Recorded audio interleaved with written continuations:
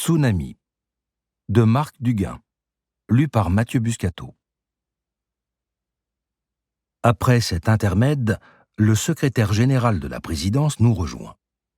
Il est de tous ceux qui m'entourent le plus proche, Marion, ma conseillère en communication mise à part.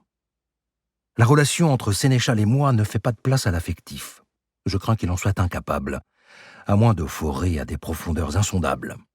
Si je devais le définir, je dirais qu'il est à la politique ce que la plante d'intérieur est à la botanique.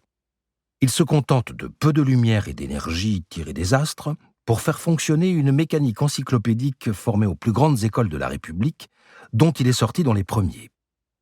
J'imagine qu'il a compensé un manque flagrant de confiance en lui par une accumulation de diplômes qui forcent désormais la considération et nourrissent le procès en arrogance que lui font les médiocres.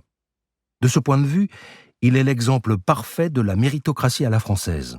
Mais, comme souvent dans notre pays, le terreau d'une situation familiale privilégiée a beaucoup aidé à sa réussite. Il n'a ni sexualité ni affectivité. Travaille 18 heures sur 24.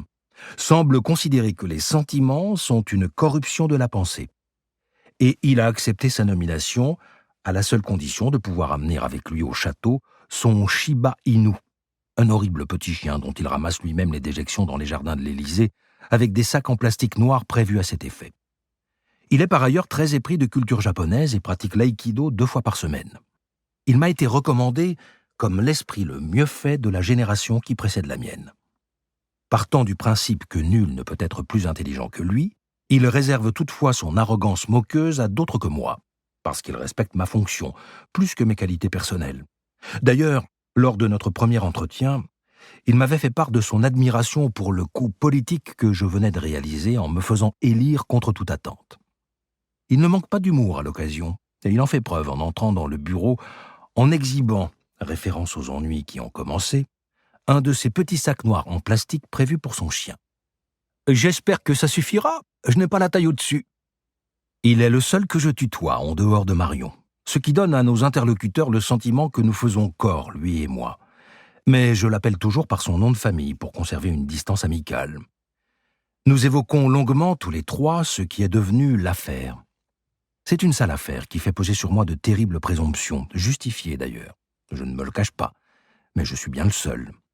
Pris à l'échelon du pays, de la planète, du cosmos, c'est un truc minuscule, mais qui a, il faut le reconnaître, un énorme potentiel de scandale.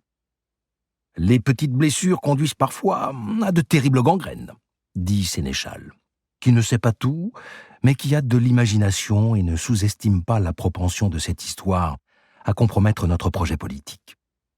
Devant le Premier ministre, il minimise l'incident. Mais ce truc, puisqu'il faut bien en parler, a une histoire.